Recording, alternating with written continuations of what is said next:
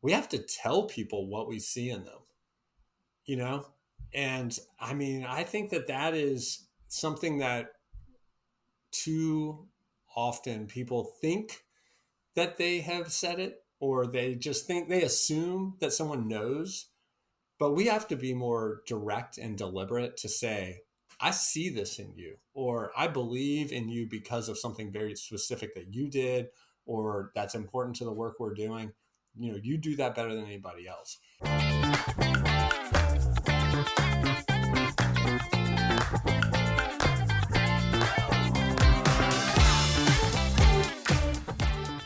Hey everybody, this is Jeremy Tiers from Tutor Collegiate Strategies, and you're about to check out the latest episode of the Mission of Mission podcast, a show that's designed to help higher ed become better recruiters, communicators, marketers, and managers. Each week I'll introduce you to an industry leader or difference maker who will share helpful advice, tips, and strategies that will help you grow professionally and personally. Mission of Mission is part of the Enrollify podcast network. I'm excited to share my latest candid conversation, so let's get started. Hey everybody, it's Jeremy Tiers, and this is episode 34 of the Mission Admissions podcast. Today's conversation is one that is very much long overdue. Rick Clark is someone who I have an enormous amount of respect and admiration for. He has a ton going on in his life right now, including a new title and a very new and interesting role that I'm excited to hear about here shortly.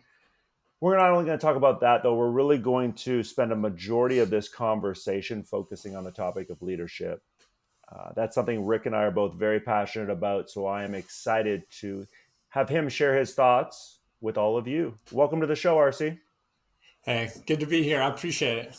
So, Rick, after 15 years, which is crazy to think it's been that long, of leading Georgia Tech's admissions team, you now have this new position, make sure I've got it right, called Executive Director for Strategic Student Access.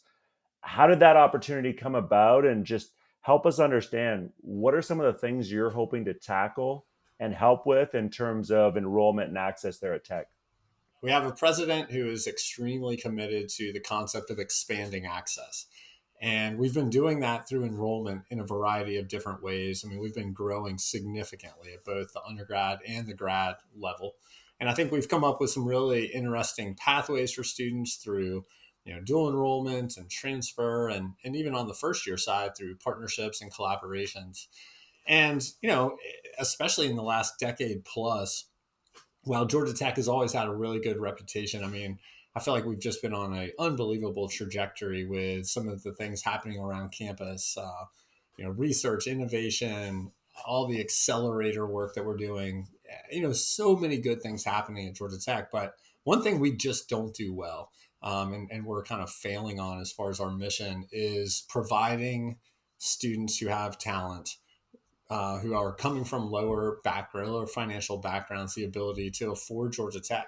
And we're starting to look around the campus at, how is it that we're serving low-income students when they're on campus? But really, we have to think differently, I think, now about how we're going to recruit them to come and build relationships with schools and school systems, so that these students, know that Georgia Tech is a good option and that they can not only come and afford it, but also, succeed once they're here. So it's really just come through conversations with our president, our provost, with my VP, over the course, I'd say, of the last probably year and a half of how are we going to tackle this problem, solve this problem. So I'm excited to step into the new role. What you just talked about, I think, is going to require a massive amount of collaboration, not just between a bunch of different, entities and departments at Tech, but obviously all of these external partners as well.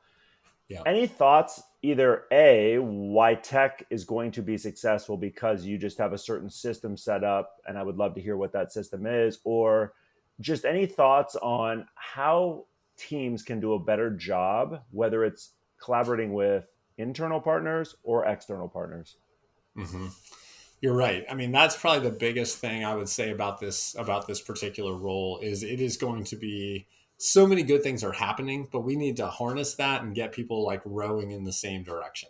There's no doubt. A lot of what I'll be working on is not necessarily new. Some of this is going to be telling the story in a different way externally.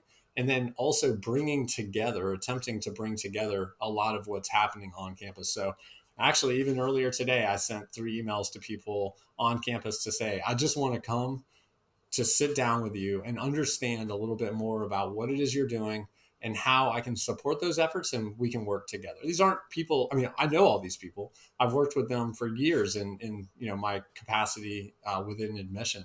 But now I'll have sort of a whole different ability to focus on this particular challenge.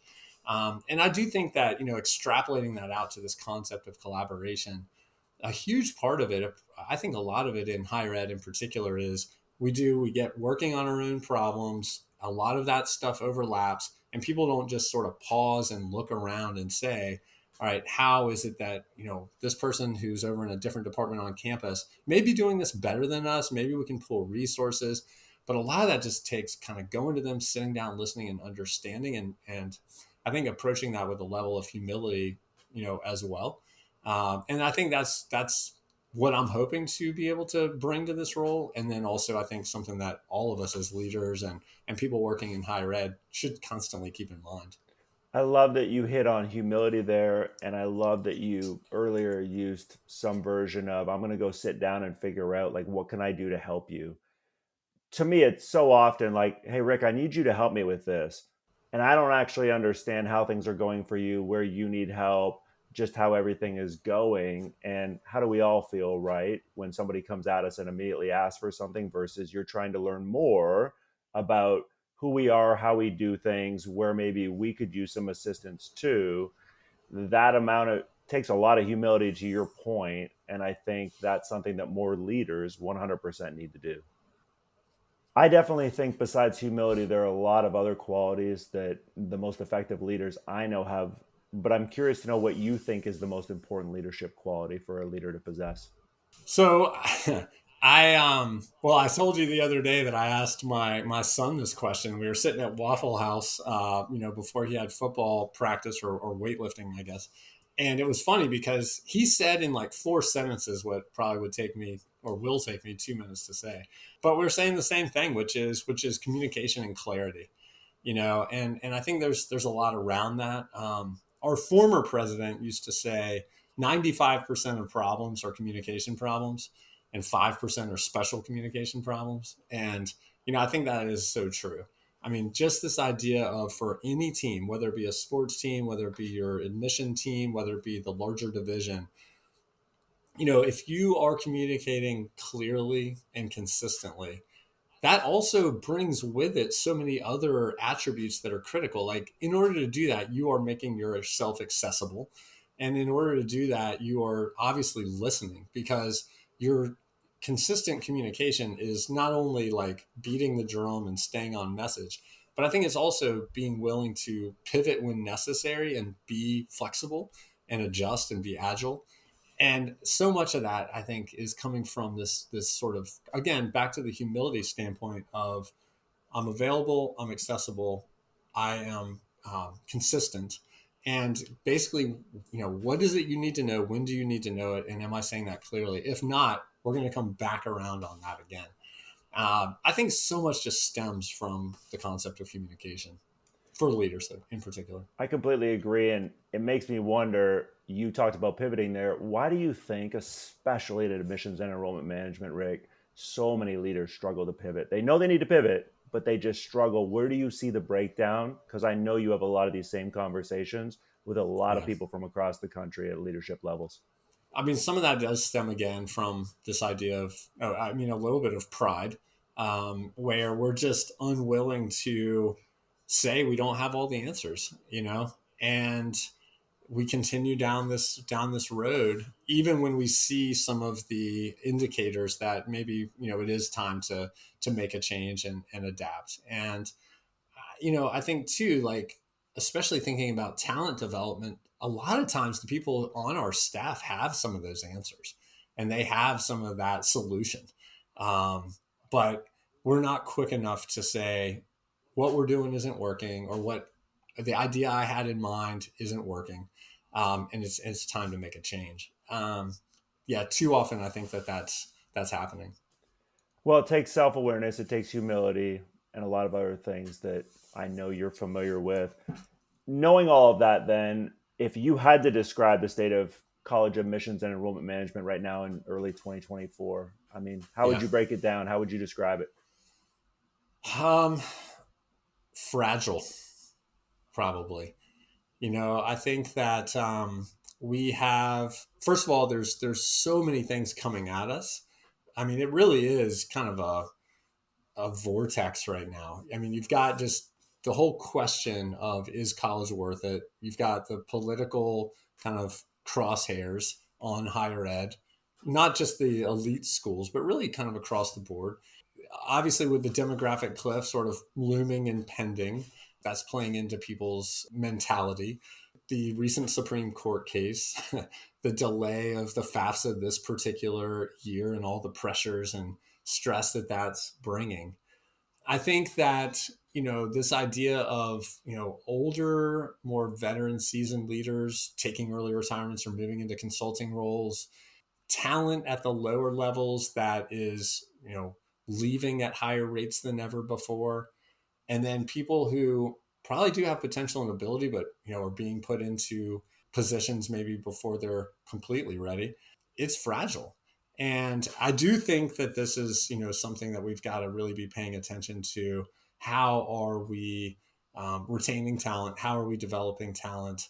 And how are we kind of keeping morale up at a time when there's internal and external frustration and criticism? I mean, pretty regularly. Um, that's deeply concerning. We hosted something through NACAC at Georgia Tech last year called Next Gen, which is an effort to try to bolster and give vision for people who have just been in the profession for a couple of years. And I really hope that this was through NACAC in partnership. I'm hopeful that we can continue to see that replicated and scaled in different cities and around the country. But I do think that this idea of like building talent pools and retaining talent pipelines is really going to be critical in the years ahead. Well, and talent pools are so important because I would argue staff turnover is going to be inevitable, right? No matter how effective leader you are, one of two things is going to happen. You're going to do a great job developing your staff, and then they're Yep. going to want an opportunity that you would love to give them, but you just can't give them for a whole host of reasons. I think my good friend Adam Castro always calls it his coaching tree, right? It's like all of these people are now going on, and that's one way, obviously. But then there's this whole other concept, as you said, of not being able to commit enough time to developing the younger leaders who ultimately then just say, this isn't for me, or I don't Mm-hmm. want this if this is the environment it's going to be. So how do you develop then everybody from a student worker, a student ambassador that you think has high potential, all the way up to junior level admissions enrollment staff for like Mm-hmm. leadership opportunities? How do you foster all of that? Yeah. Well, I mean, I think one of the ways that I have done that and seen it done as well is this idea of like connecting people to your network. I've been fortunate through my career to have opportunities and to build a pretty big network in the state, in the region, and nationally. And so one of the biggest things I'm constantly thinking is, you know, I'll go on walks with people, that don't report to me directly. So I try to do two a month of people that don't directly report to me and just ask them, how's it going? How's your work going? How's your family? What's happening personally? And how can I help you? And in listening to that, one of my biggest sort of constant, in the back of my head thoughts is, who do I know? Like, I'm never going to be the right solution for every single person. Sometimes it is me, but most of the time it's not. It's someone else I know. And how can I connect them to somebody who is going to be able to add value and help them grow as a professional?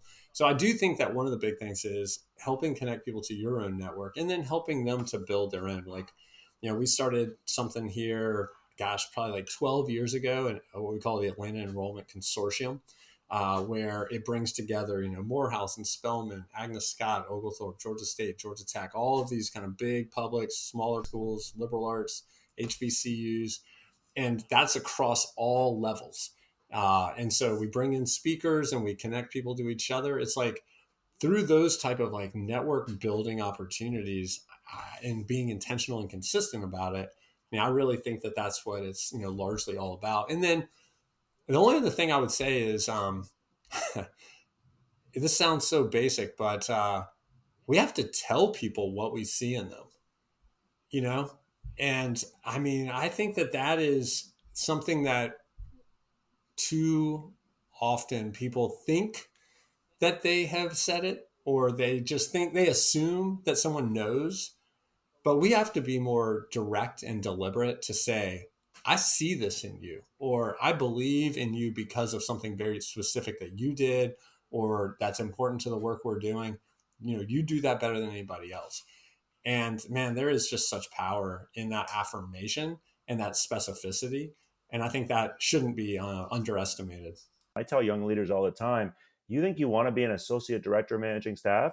Then go on LinkedIn and find a bunch of associate directors, even if you don't know them, and just reach out, introduce yourself and say, I think I want to be in a position like you're in. Can I pick your brain for 20 minutes? And you know what? You're going to get a bunch who don't respond. But even if you get a couple, that's all it takes for you then to start to not only build your network, but also have a better understanding of what the job would actually be, which I think part of the problem with leadership I see a lot, RC, is people think leadership is one thing, and then they get into it and go, wait, what are we doing here? Like, I tell young leaders all the time too, you want to be at the level, and for those of you listening, that Rick's just been at the last number of years, you better love data. You better love data. You better get comfortable with it, and you better Yeah. understand how to talk about it, because Yeah. that's such an important part, for example, of senior leadership. And so I think all of that hopefully will be helpful for people. Other than that, Rick, is there anything else that you really think is a core reason why so many college admissions offices not just are struggling to keep junior level staff, but I feel like even at the director, AVP, and VP level over the last 12, 24, even 36 months, I've never seen more openings and failed searches. Yeah. Thoughts on anything we haven't hit on already that's top of mind as to like why that is?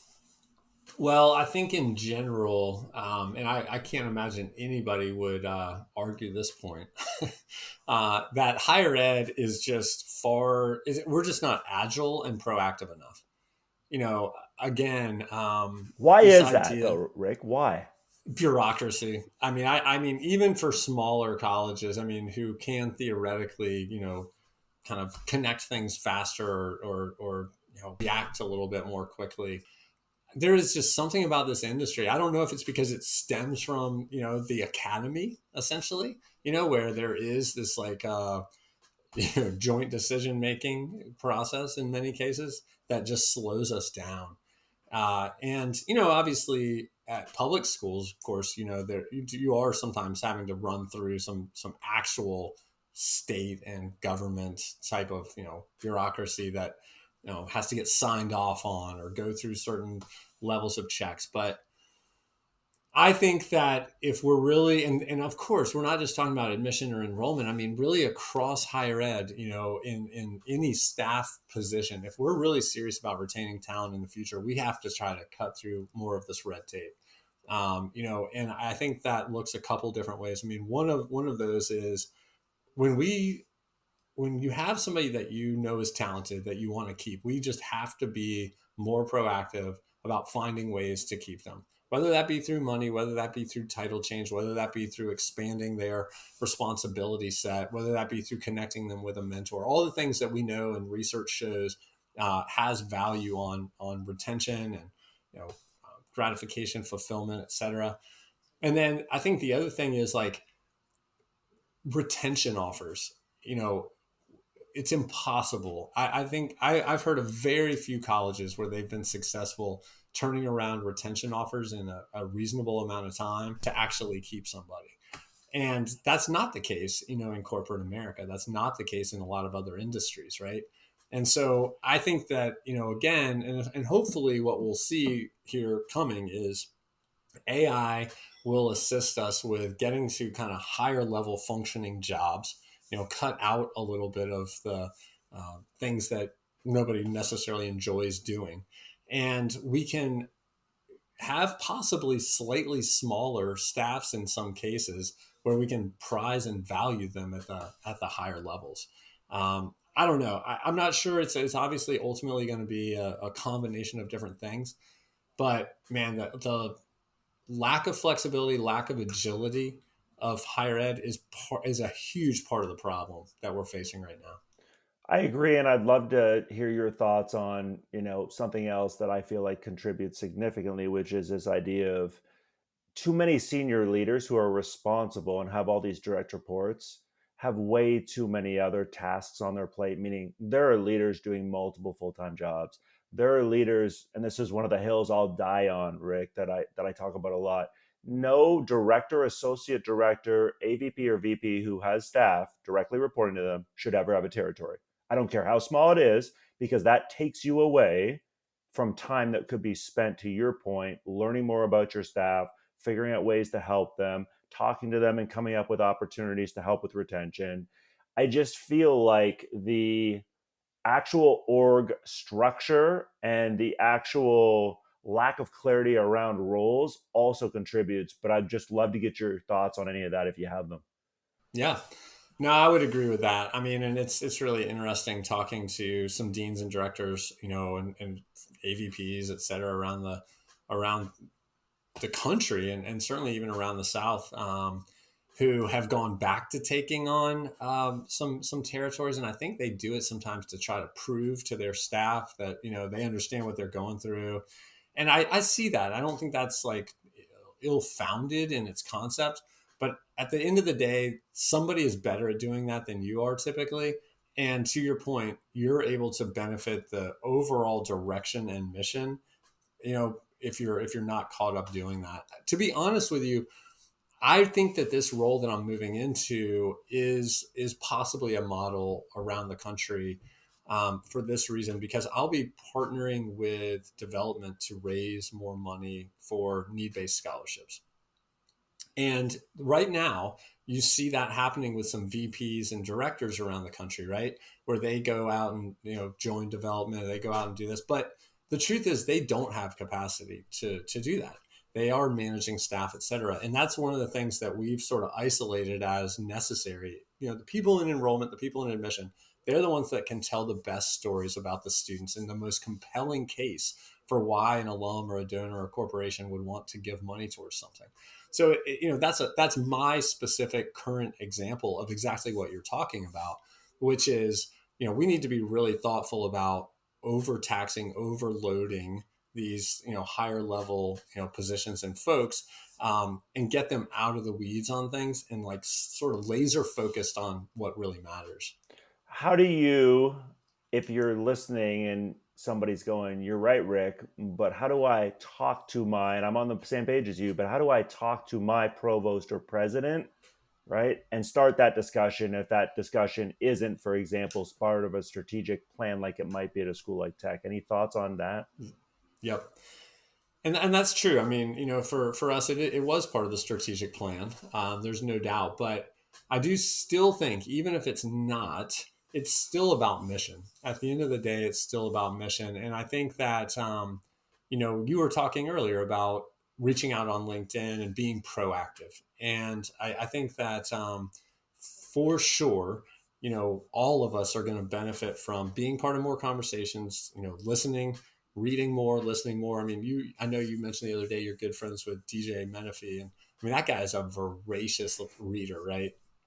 And I really think historically you hear the term "readers are leaders," and I think increasingly it's true still, but readers and listeners are leaders, and we just need to be part of those conversations and then be proactive about taking those conversations to our provost, to our VPs, to our president, depending on the particular case.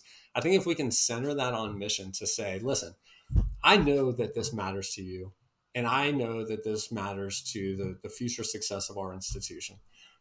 I want to propose something to you, and here is sort of the rationale behind where that stands. And the truth is, even with the role that I have, like that was part of it. Is going and saying, listen, I want to continue to be part of helping Georgia Tech move forward. Here's some of the weaknesses that we have. Here's some of the things that just aren't happening. Here's some of the things that if we continue as we are, probably are going to either ultimately happen and nobody's going to be satisfied with when. Um, and I'd like to accelerate that, right? And this is how I think I can contribute. I think that, people listening, one of the things I would just hope would be just to be emboldened to say, taking ideas to leadership, right? We want that of the people that work for us. Sometimes we forget that that's part of what we need to be doing with those above us too, is being encouraged to bring ideas, and to sort of put our fingers sometimes on the things we can all acknowledge our institution isn't doing as well as we'd like to, and coming up with solutions for that. I appreciate those thoughts, and I think there's a lot to unpack there, and I think that's going to be helpful just, for our audience listening to it. But just talking about your mission, your why, and then, as Rick said, not being afraid to go have what could be a tough conversation, but obviously isn't a very, very important conversation with leadership above you. I would love to chat a little bit more, Rick, about career progression, because you've been doing this such a long time, and I know how connected you are within NACAC and other national organizations. Someone listening to this, let's take a couple common examples here. They're at, say, the associate or assistant director level. They've been doing this anywhere from 2, 4, 5 years. They think they want to be a director, for example, at their current school or somewhere else. When you think about that jump in role and title, any thoughts as to just the biggest differences between those roles? Well, some of that is being willing to let go of some things, and acknowledge what it is that you do well, and being comfortable really leaning into that.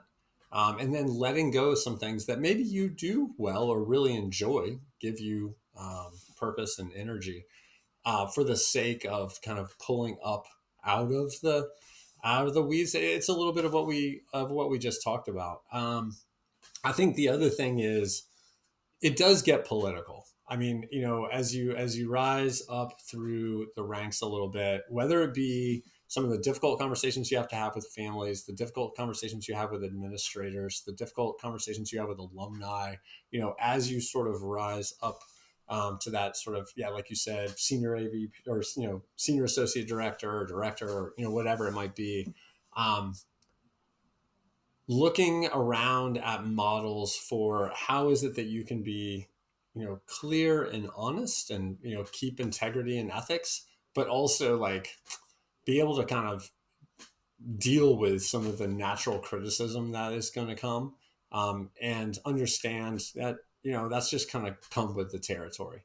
I think that it's hard to know exactly how to tell people to prepare for that, but that's just a reality of the rise. And that's going to be it'll be necessary to like couple that with a little bit more tact, a little bit more of a filter, a little bit more of a willingness to sort of step back. Somebody told me about a technique a while ago that I've used a lot, which is they clench their hand underneath the table, and basically it's like they quickly grip it, and they're like quick to listen, and then they let their hand go out and they say slow to speak. Quick to listen, slow to speak. And they just sort of do that under the table, in these meetings or in these moments. And they just like that tactile concept of quick to listen, slow to speak. And I think there's a lot of wisdom that comes from that. It doesn't mean you're not going to ultimately deliver what you need to deliver, but taking it in, considering the situation, and then being thoughtful about how you respond. I love that phrase, quick to listen, slow to speak. All right, then when you go from the director, executive director level up to the AVP or VP level, we talked a little bit before about data and being more involved in strategic planning. Any other big things, RC, that I think maybe would be helpful for people to hear? They might not understand that, hey, when you go from here to here, you're also going to see this change. Yeah. Let's see. Lots of thoughts on that. Probably, okay, so you're getting further removed from you're not going to, again, some of this depends on scale, but you're just not going to get time the way you did before with all the people. And you're not going to know as much about what's happening in their lives. You're not going to, I mean, some of what made you successful probably about being that person that kind of always had an open door or was constantly available or, was thoughtful and knew everybody's birthday or, whatever it was, like as the direct reports grow and as the organization under you kind of grows, there's going to be a little bit of a necessity to step back and say, all right, I'm okay with that. And understanding that now it becomes about those people who do have access to those folks, right? And empowering them to then have that same type of impact on the people, again, one layer lower. There's a quote that I have actually above my desk, and I think that in particular, as you're describing that concept of moving from, say, director to AVP, it's gone through my head a lot, and I look at it a lot, which it's a Eleanor Roosevelt quote. Good leaders inspire people to have confidence in their leader, and great leaders inspire people to have confidence in themselves. And I think that that's the thing is we get to a point where it's going to be about like really getting everything done. We can't do it all anymore. Really getting everything done. Like we can't have our hands in everything and know everything. We have to know that the people who are working with us, alongside us, and quote, for us, are empowered to do that, believe in themselves, and that the organization is going to ultimately benefit. And that is challenging, I think, because again, what got you there ends up not being necessarily something that you can't just replicate and scale always. But that concept of empowering the people who you do have direct access to so that they can do that for others is going to be critical. All of us struggle with things, Rick. There's a lot of things I suck at, that I talk about all the time. What have you struggled with most when you think about your leadership journey, the last 10, 15 years? Yeah. I think that, well, I mean, again, yeah, I could name a bunch. One that comes to mind is impatience. So how do you get past that? It's tough in higher ed. It's tough in higher ed. This idea of knowing what, really truly believing that I do know where we need to go and just wanting to get there. Right. And that, of course, isn't too dissimilar from how we feel about our own, lives outside of work as well. We want something, we want to get there, we want it now. I think that this idea of like understanding that everything is a process, right? That everything requires building blocks. Everything requires, the patience, but also the process, teaches us lessons. I mean, and I can look back now on so many things that we accomplished. And I did know that this is where we needed to go and we're better for it, right? And I can rattle off a bunch of things where it's like, but then when I really think back to making it happen and putting those things in place, I feel like I shortchanged myself a little bit on enjoying the process of getting there and enjoying the process of those um, accomplishments, because I wanted it so bad. And then immediately once we had it, moving on to the next thing. And, one of the things that we've got written up in the admission office at Georgia Tech, and I say all the time, is a mantra at our office is celebrate your wins, because admission is very cyclical and it's easy to just move on to the next class, move on to the next round, move on to the next thing. And I just think that we miss lessons and we miss collective celebration when that's what's happening. And even starting meetings, I mean, I can't say we did it every single time, but on a regular basis, we would start with celebrations. And sometimes people would say that it's something very work related. And sometimes it was somebody got their master's degree or their kid had something happen, family wise. And there's just so much momentum built on that. Yeah. Something else that maybe will be helpful for somebody that I found myself not only personally doing, Rick, but now even encouraging leaders to do. I start my way, and I learned this from a good friend of mine a couple of years ago. I say literally out loud, I am grateful for, and then I fill in the blank with, something usually different every single day. To your point about starting meetings and doing recognition, I've started encouraging, leaders to be able to say, hey, go around the table or just get one different person at every staff meeting to say something they're grateful for. Didn't have to be another person in the room, and just that gratitude, right? I don't think we do it enough just as humans, let alone as leaders. 100%. Yep. So Rick, I end the same way every single time I do a podcast. I do what I call fun rapid fire. And so I'm just going to give you a handful of things, and I just want some quick thoughts, whatever comes right to your brain right away. Okay. Sure. Best thing about living in the Atlanta area is what? Ooh, I would say it is the belt. We have something called the belt line here, which, is like a walking trail that just connects so much. And I love that about Atlanta. Better Atlanta rapper, Ludacris or Outkast? Oof, Outkast. Favorite song to listen to when you go on a run? Because I know, like me, you're a runner. I'm more of a podcast listener because I'm a long distance runner. So that is, I don't know that I have a go-to song for that. What's the biggest thing your kids have taught you? Slow down. And what's the hardest part of teaching your 15-year-old son? Because I know you're in the middle of doing this, how to drive.